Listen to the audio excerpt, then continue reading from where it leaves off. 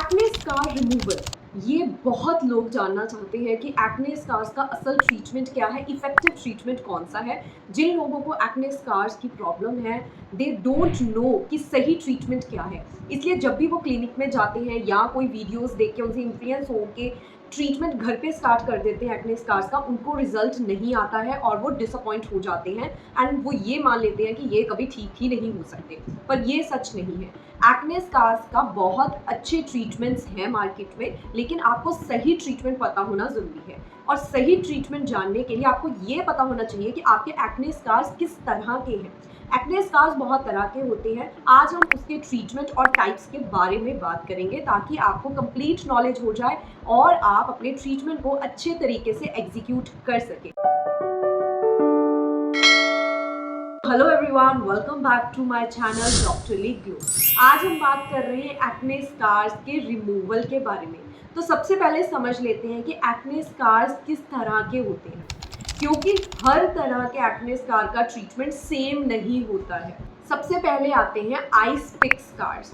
तो ये आपको जैसे इमेज में दिखाई दे रहे होंगे, ऐसे बहुत तिरछी नोक होती है इनकी नीचे की तरफ। तो आप जिन जिन के ये एक्ने स्कार्स होंगे वो इसके साथ रिलेट कर पाएंगे। तो इसका अलग से ट्रीटमेंट है, वो मैं आपको आगे वीडियो में बताऊंगी। इसके बाद आ जाते हैं बॉक्स शेप स्कार्स।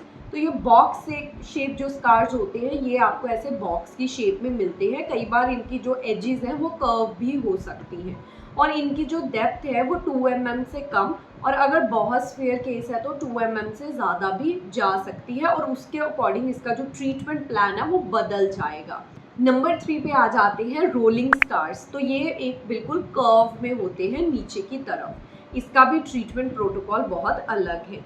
नंबर 4 पे है हाइपरट्रॉफिक स्कार्स, या फिर इनको आप किलॉइड्स भी समझ सकते हैं, जो स्किन की ऊपर की तरफ बन जाते हैं जब कोई जख्म हो जाता है या कोई कट होता है या आपकी सर्जरी होती है। तो कुछ लोगों में, नॉट एवरीवन, कुछ लोगों में ये किलॉइड्स जैसे या हाइपोट्रॉफिक स्कार्स जो बन जाते हैं। ये दोनों अलग टाइप्स हैं, पर आप समझने के लिए समझ लें, अगर आपके पास ऐसा आपकी बॉडी पे कहीं है तो आप इस कैटेगरी में फॉल करते हैं और इसका ट्रीटमेंट ये रहेगा। तो वो हम आगे बात करेंगे। तो पहले आप इनमें से आइडेंटिफाई कर लें कि आपका कौन सा वाला स्कार है। अब हम बात करते हैं ट्रीटमेंट की। देखिए, ट्रीटमेंट्स बहुत तरह के हैं, लेकिन हम सिर्फ इफेक्टिव ट्रीटमेंट्स की बात करेंगे जिनका रिजल्ट आपको देखने को मिलेगा ग्रेजुअली विद दी सेशंस। तो सबसे पहले आ जाती है बेसिक में केमिकल पील्स। तो केमिकल पील्स हमारे पास बहुत सारी होती हैं। ये एक्टिव एजेंट्स होते हैं जो आपकी स्किन को, डेड स्किन को ऊपर से रिमूव करती हैं और स्किन के डेप्थ पे जाके आपके स्किन सेल के टर्नओवर को बढ़ाती है, नया कोलेजन बनने में हेल्प करती है, स्किन को रीजुविनेट करने में बेसिकली हेल्प करती है। तो जैसे कि ग्लाइकोलिक एसिड पील हो गया, सैलिसिलिक पील हो गया, ये एक्ने पे बहुत अच्छा काम करते हैं और कुछ हद तक एक्ने स्कार्स पे भी काम करते हैं। लेकिन जो आइस पिक स्कार है, जो सबसे पहले नंबर पे मैंने जिसकी बात की है, उसके लिए TCA पील आती है और उसकी कंसंट्रेशन भी अलग होती है। सबके लिए सेम कंसंट्रेशन नहीं होगी। अगर दो अलग पेशेंट्स हैं जिनमें एक पे कम डेप्थ का आइस पिक स्कार है और दूसरे की जो डेप्थ है वो ज़्यादा है उसकी स्कार की, तो दोनों में कंसंट्रेशन अलग हो सकती है, सेक्शंस भी अलग हो सकते हैं, रिजल्ट का टाइम भी अलग हो सकता है। तो it will not be same. तो आपको ये चीज़ को अंडरस्टैंड करना बहुत ज़रूरी है। केमिकल पील्स अगर आप करा रहे हो तो सबसे इम्पॉर्टेंट जो आपको ध्यान रखना है अपनी स्किन केयर का, कि आप अगर केमिकल पील करा रहे हैं, अब तो हीट से प्रोटेक्शन आपको चाहिए, सन से प्रोटेक्शन आपको चाहिए। आप सन एक्सपोजर में ऐसे नेकेड स्किन लेके नहीं जा सकते हैं, आपको मॉइस्चराइज करके रखना होगा। स्किन आपकी पील हो सकती है, कुछ टाइम के लिए आपको बर्निंग सेंसेशन हो सकती है, ये सब नॉर्मल चीज़ें हैं। तो अगर आप केमिकल पील को चूज़ करते हैं तो आप अपने सेशन को जितना इम्पॉर्टेंस देंगे उससे ज़्यादा इम्पॉर्टेंस आपको अपने स्किन केयर को अपने घर पे देना होगा। तो इसके भी 4 से 6 सेशंस लग सकते हैं। मंथली एक सेशन या 40 डेज़ के बाद एक सेशन आपका हो सकता है। जब आपकी स्किन हील होती है उसके बाद अगला सेशन किया जाता है। एंड उस जो ड्यूरेशन होती है, उस ड्यूरेशन में skin care is the main game. अगर स्किन केयर आपकी प्रॉपर नहीं है, आपने प्रोडक्ट्स ही सही नहीं लिए, फिर उनको रेगुलरली यूज़ ही नहीं किया, सनस्क्रीन नहीं लगाया, कोई अगर आपको कोई एंटीबायोटिक ऑइंटमेंट दी है वही आपने नहीं लगाई, तो फिर आपके रिजल्ट्स नहीं आएंगे। और जो पील्स है, जैसे TCA पील है, इट इज़ वेरी एग्रेसिव पील, अगर आपने वो लगवाई है और उसके बाद आप सन प्रोटेक्शन नहीं ले रहे हो तो आपका वो स्किन डैमेज भी हो सकती है, मतलब और बुरी हालत उसकी हो सकती है। तो प्रिकॉशंस बहुत ज़रूरी है। डॉक्टर की कंसल्टेशन के बिना आप कोई भी प्रोडक्ट या ट्रीटमेंट उसको यूज़ ना करें। उसके बाद नंबर 2 ट्रीटमेंट हमारा आ जाता है माइक्रो नीडलिंग। अब माइक्रो नीडलिंग क्या होती है कि बहुत बारीक नीडल्स होती हैं जो आपके स्कार्स में पेनिट्रेट की जाती है। बेसिकली उनका ये काम होता है कि उनको माइक्रो इंजरीज करनी है आपकी स्किन में, ताकि दोबारा से स्किन हीलिंग का जो प्रोसेस है वो स्टार्ट हो और आपकी स्किन जो है वो दोबारा से वहाँ पे बने और अच्छे से आपकी स्किन सेल्स रीजुविनेट हो, आपकी डेड सेल्स जो हो गए हैं वो भी दोबारा से उनका रीबर्थ हो। तो बेसिकली माइक्रो नीडलिंग एक सेफ प्रोसीजर भी है और वो एंटी एजिंग प्रोसीजर भी है। एक्ने स्कार्स का ट्रीटमेंट भी बहुत अच्छा है। तो अगर आपके रोलिंग स्कार्स हैं, अगर आपके आइस पिक स्कार्स हैं, अगर आपके बॉक्स स्कार्स बहुत डेप्थ के नहीं है, थोड़ी डेप्थ के आई बॉक्स स्कार्स हैं, तो भी आप ये माइक्रो नीडलिंग को ऑप्ट कर सकते हैं। इवन अगर आपके ओपन पोर्स हैं तो भी आप माइक्रो नीडलिंग कराएंगे तो ओपन पोर्स धीरे धीरे आपके श्रिंक होते जाएंगे। You will see very good and wonderful results. Again skin care is the real game. और जो ट्रीटमेंट के बाद का 1 हफ्ता होता है, 10 दिन होते हैं, वो भी आपके बहुत क्रूशियल पीरियड होता है जिसमें आपको अपना ध्यान रखना होता है। माइक्रो नीडलिंग में ही साथ में अगर आप PRP करा लेते हो, प्लेटलेट थेरेपी करवा लेते हो, that is also very good for you. उससे भी आपकी स्किन का जो कोलेजन है वो बढ़ जाता है, कोलेजन और अच्छा आपकी स्किन में हो जाता है, जिसकी वजह से आपकी स्किन यंग एंड यूथफुल लगती है। माइक्रो नीडलिंग का एक और टाइप हमारे पास है जिसको माइक्रो नीडलिंग RF कहते हैं। मतलब माइक्रो नीडलिंग तो होगी स्किन में, बट साथ में जो रेडियो फ्रिक्वेंसी है उसके साथ आपकी जो स्किन है वो टाइटर भी फील करेगी एंड जल्दी से वो रिजल्ट्स आपको देखने को मिलेंगे जो आप नॉर्मल अगर माइक्रो नीडलिंग कराते हो तो उसके कंपैरिजन में। बट आप चूज़ कर सकते हैं आपकी क्या डेप्थ है स्कार की, आपका क्या टाइप है स्कार का, उसके according you can discuss with your doctor और आप इनमें से कोई भी सेशन ले सकते हो। इसके भी आपको 4 से 6 सेशंस लेने पड़ते हैं डिपेंडिंग कि आपके स्कार्स की कंडीशन क्या है, वो कितने स्वेयर है, कितने डीप है, कितने पुराने हैं, कितने स्टबन हैं, वो सारी चीज़ों पे ध्यान देना पड़ता है एंड देन आपका एक प्रोटोकॉल बनता है। एंड स्किन केयर भी बहुत ज़रूरी है इसके बाद। बट इसके रिजल्ट्स आप देखोगे तो मैजिकल हैं, वेरी वेरी गुड।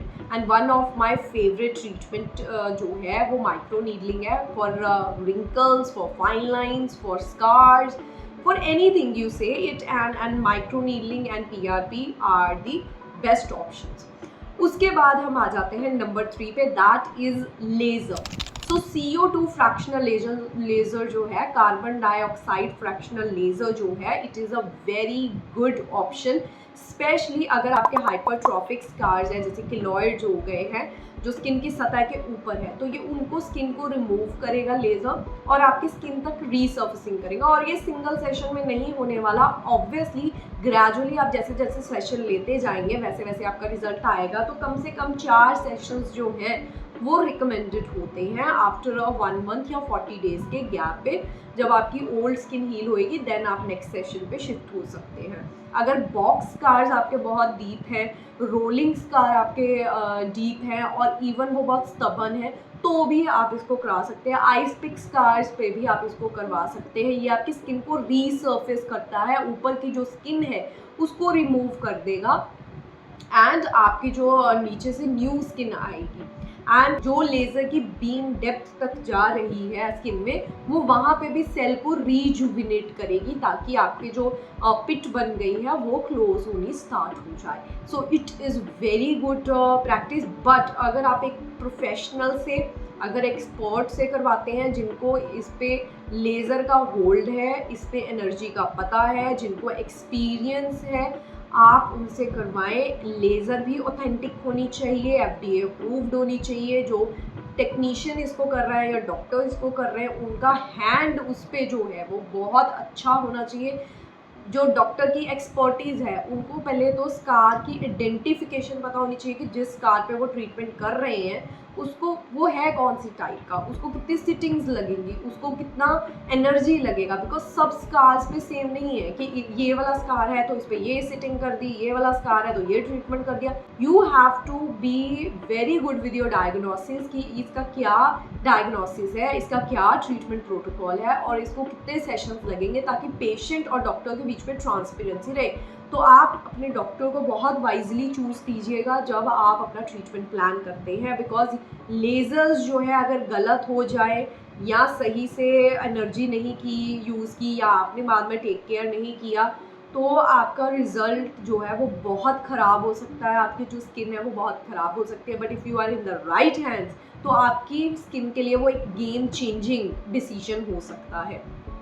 चलिए अब हम बात कर लेते हैं जो लास्ट ऑप्शन है बट बहुत इफ़ेक्टिव ऑप्शन है, दैट इज़ सब्सिजन। तो देखिए सब्सिजन हम बहुत जो स्टबन स्कार्स होते हैं जो इन ट्रीटमेंट से नहीं गए हैं या इनसे जा ही नहीं सकते, उनके लिए हम करते हैं सब्सिजन। तो सब्सिजन को हम समझ लेते हैं, एक स्कार है जो आपका नीचे स्किन ने उसको खींच रखा है, जो उसके फिलामेंट्स हैं उन्होंने उसको खींच रखा है। तो सब्सिजन से हम एक नीडल को स्किन के अंदर इंसर्ट करते हैं और वो नीडल जो है वो उन फाइबर्स को तोड़ देती है, उन फिलामेंट्स को तोड़ देती है ताकि वो स्किन जो है उन फाइबर्स से फ्री हो जाए, ठीक है। और फिर डॉक्टर के साथ आप डिस्कस कर सकते हो, आप वहाँ पे फिलर्स को भी इंसर्ट कर सकते हो, वहाँ आप प्लेटलेट्स को भी इंसर्ट करवा सकते हो, फैट ट्रांसप्लांट भी होता है वो भी करा सकते हो, ताकि जो आपकी स्किन है वो वापस ऊपर बाउंस हो जाए जो नीचे ऐसे डिप्रेशन बना हो। तो जैसे बॉक्स स्कार्स हैं और जो आपके रोलिंग स्कार्स हैं इनमें ये मोस्टली किया जाता है, आइस पिक स्कार्स में ये इतना नहीं है करना प्रेफर्ड और ना ही ये हाइपरट्रॉफिक में किया जाएगा। ये किया जाएगा तो आपके बॉक्स स्कार्स, रोलिंग स्कार्स जो हैं जो बहुत स्टबन हैं, जो डीप हैं, जो किसी भी लेज़र से या किसी और ट्रीटमेंट से नहीं गए हैं या नहीं जा सकते हैं, तो उनमें हम ये कर सकते हैं। और साथ के साथ आप जो वो डेप्थ है वहाँ पे फिलर भी टेम्परेरी इंसर्ट करा सकते हैं, उससे भी उसको एक लिफ्ट मिल जाएगी, एक बाउंस मिल जाएगा। So I just want to tell you कि पहले आपको अपने स्कार के बारे में पता होना चाहिए, पहले प्रॉब्लम क्या है असल की वो आपको पता होनी चाहिए, तभी आप ट्रीटमेंट को प्लान आउट कर सकते हैं। हर तरह की प्रॉब्लम जो है उसका जो सोल्यूशन है वो अलग है। सेम प्रॉब्लम अगर दो लोगों को है तो ज़रूरी नहीं दोनों का ट्रीटमेंट प्लान सेम होगा, क्योंकि उसका कॉज भी अलग हो सकता है। बेसिकली ये जो स्कार्स होते हैं जब यंगर एज पे आपके एक्नेज होते हैं एंड आप उसको पॉप आउट कर देते हो या एक्ने साइज़ बड़ा होता है वो वहाँ पे स्कार छोड़ देता है और उसका अगर टाइम पे ट्रीटमेंट ना हो तो वो फिर बढ़ता जाता है, स्टबन हो जाता है एंड देन आपको इन ट्रीटमेंट्स का सहारा लेना पड़ता है, which is not a wrong thing. तो अब आप समझ गए होंगे कि आपको कौन सा ट्रीटमेंट लेना है और कैसे आपको आइडेंटिफाई करना है। अगर अभी भी आपको कोई दिक्कत है तो आप अपने डॉक्टर से कंसल्ट कर सकते हैं ताकि आप सही से आइडेंटिफाई कर सकें अपनी प्रॉब्लम को और ट्रीटमेंट प्लान को कर सकें।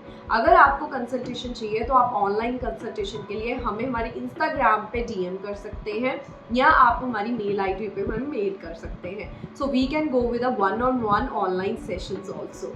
सो आई होप आपको ये वीडियो इन्फॉर्मेटिव लगी हो। अगर कोई भी डाउट है आप मुझे कमेंट सेक्शन में पूछ सकते हैं और कोई और आपको किसी ट्रीटमेंट के बारे में या प्रॉब्लम के बारे में सोल्यूशन चाहिए तो वो भी आप मुझे कमेंट सेक्शन में बता सकते हैं।